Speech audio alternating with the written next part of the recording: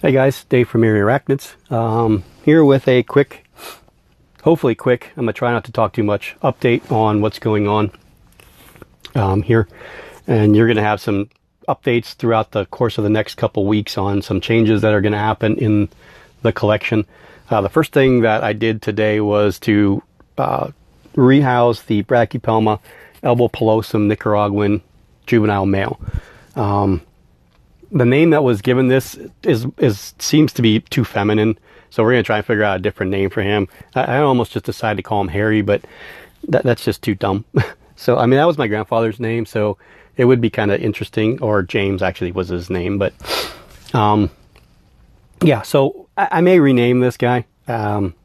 We'll figure it out, but it's in one of the same type of enclosures you could see right there, the length. It's not very deep substrate. And, you know, I mean, I've always kind of stressed to have deeper substrate with your albopilosums because they like to dig. This one is one of the exceptions. Not saying that it wouldn't, but it hasn't. So I kind of just replicated what it was in before, except for it's a little bit longer, a little bit less wide, and different type of substrate. This is a mixture of cocoa fiber, potting soil, crushed up leaves, and some sphagnum moss. So it's kind of a nice mixture. I like what I did with this mixture, and I kind of used, for every cup of cocoa fiber, I used 2 cups of the potting soil, and then a handful of the sphagnum moss and the crushed up leaves, and then I just mixed it all together and then dumped it in.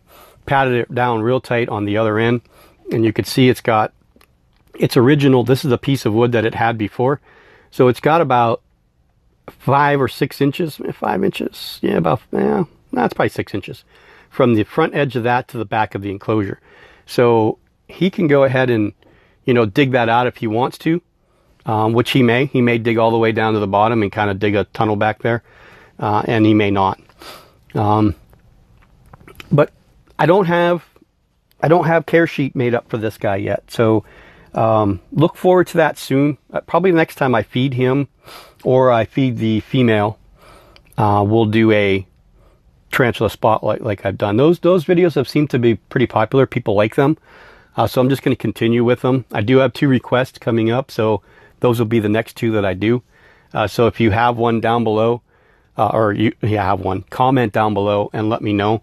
I'd prefer it's something that I own, so that I'm giving you information based on what I've done, and then of course I can look up the stuff as far as where they're from, the temperatures, the humidity, the averages, and stuff like that.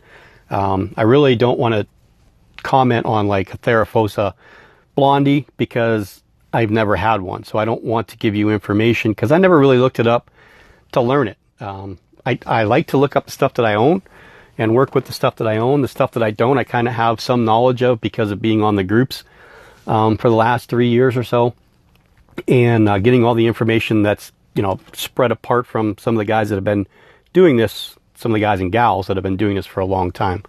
So some things have moved or are going to be moved out. The first group of things that were supposed to go out today, which didn't because one of the tarantulas molted yesterday. The deal was done Saturday. It is a sale trade kind of deal.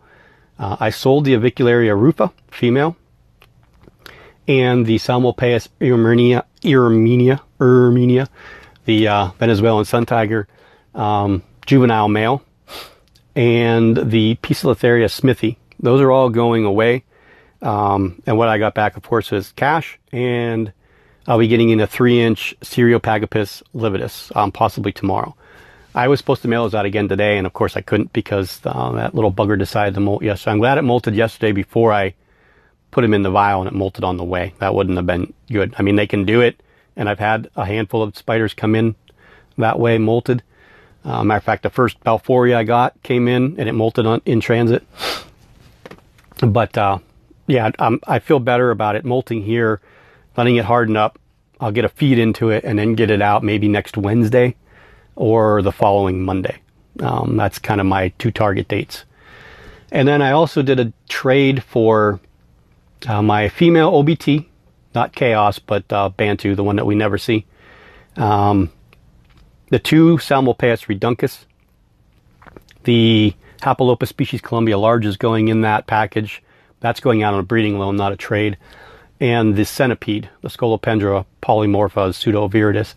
Those are all going to Colorado, and what I'm getting in return is a Haplocasmia himalayana sling, a small 1/2 inch, a 2-inch Harpactira namaquinensis, and a 3-inch Ornithoctone species multi.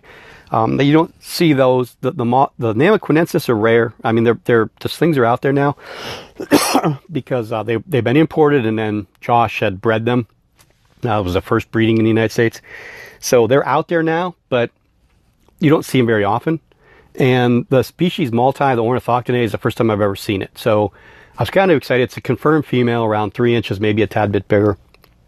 I'm really getting interested in these Asian species a lot more. The Cambodian species, Malaysian species, Vietnam, Philippines, the South China, from the ones from Nepal, like the Himalayana.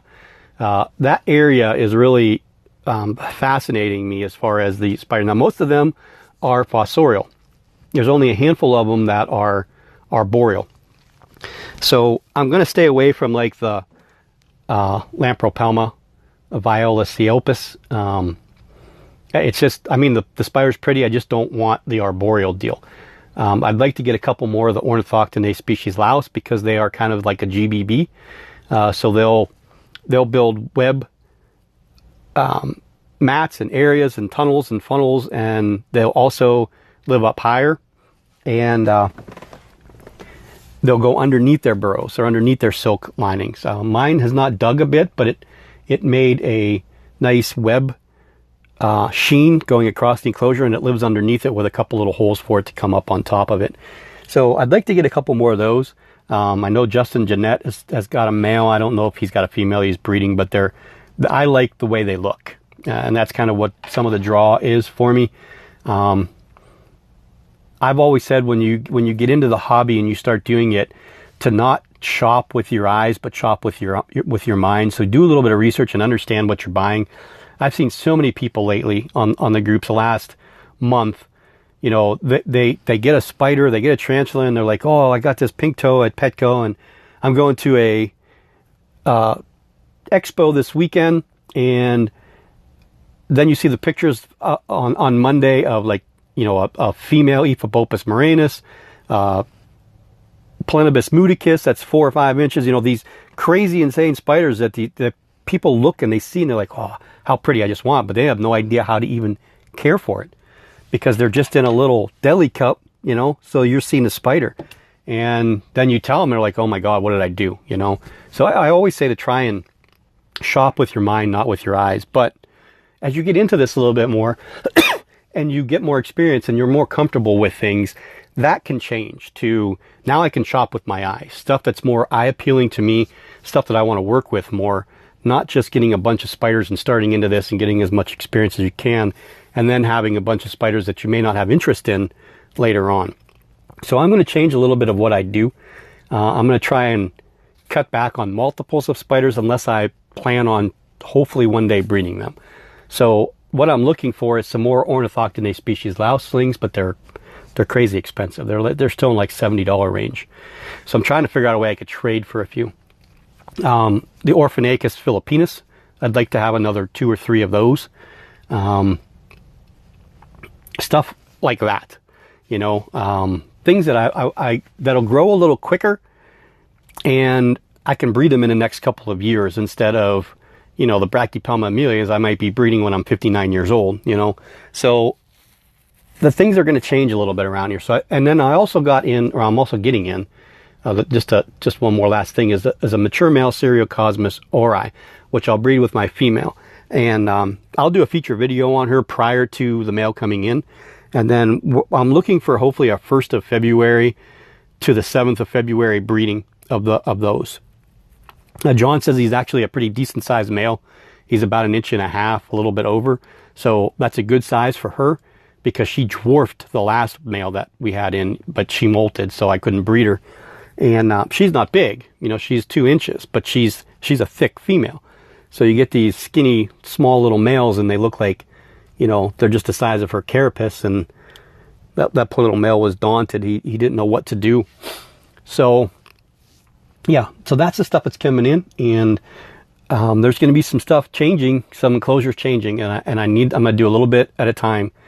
And then I'll do the next couple videos or next couple transfers. I'll try to do, I know there's no way I'm going to be able to do those couple that I want to do on film because they're just too fast, and I just can't do it. Neoholothelli, these guys right here, the ones that I spent all that damn time moving into those critter keepers, I hate them. Excuse me. I hate those critter keepers. Can't stand them. So I have these that are empty right here. So these are, yeah, those. The 124 scale stuff is empty. So everything that's in those can go into those smaller ones. And I'm going to move the one on the bottom. I'm going to move my Neoholothelli insight female out of the smaller one into that one. And then I'll have 3 of those, and I'll just pick up another one to get these 4 spiders into those. But a couple of those possibly would be for sale too. The Holothelli longipes possibly, and the Grammostola pulchrapes. There's going to be a whole list of stuff. If you haven't followed my page on Facebook, the Erie Arachnids page, that's where I'm going to start listing some of the stuff that's going to be up for sale. I'll try and take pictures of those specific spiders and then have them there. That's not anything I need to do right away, but I'd like to start moving. You know, I'd like to downsize about 20 to 25% of what I have by summertime. And then from there, we'll figure out what's going to happen. So, I mean, I have species that are going to grow quick and they're going to get big quick. So I want to make sure I have the room for them. You know, Hysterocrates gigas slings that I have, the Formictopus cancerides slings that I have, they're going to grow rather quickly, and they're going to need room. So I want to make sure that I can provide that room for them, you know, with the other stuff that I have here. So moving out some of the arboreal stuff that I have is going to help in that aspect anyway. So that's kind of where we're at this week. I need to find a name for this guy because the name that I had for it was actually, I think, a little bit too feminine. So I want to try and come up with something interesting. The molt was completely clean. There was nothing that looked female whatsoever about this guy. So I'm pretty confident in the fact that it's male. So I may just think of a name and label it to him. And that's what it'll be. But yeah, so again, the 2 new videos that'll be coming out by the end of the week. There'll be the spotlight videos. They were requested by Debbie. The Psalmopaeus armenia, which I got to do before I mail him out because my other one's just a tiny, tiny little sling. And then the Euapolastris campostratus. So if there's any other species that you guys are interested in having me give you guys information on, please, by all means, comment down below or send me a message on the Erie Arachnids page. And then I can start making a list of, as they start coming in, this light's starting to die. So as they start coming in, I'll be able to start doing them. So we have 2 on board, and we'll go right back to the Brachypelmas again. You know, I got the Vagans, and you can see some fang action going on. He's eating a cricket, actually. The Albiceps, we did the Schroderi, and we did the Emilia. We could do the Bamie, the Hamori. You know, I have all those to do, but pretty much the Brachy's are all generally similar in care. I think just the albopilosums, I think, are just a tad bit off than some of the other ones because they come from different places. But at least I'll be able to tell you where they're from, and you can get an idea. Then you can go online and check the weather and temperatures and stuff like that. And then we're going to talk about burrows. We're going to do a hot topic video on burrows and talk about why they do that, why they burrow, and some of the crazy things that I've heard on the groups. So look forward to that. And there's not really anybody that needs to be fed, so we won't be doing any feeding. We may not see another feeding video before the end of the year. If it is, it'll be just 1 or 2 tarantulas. So thanks again for watching. Comment down below if there's anything that you want to see, and have a great day, have a great week, and we'll talk to everybody soon.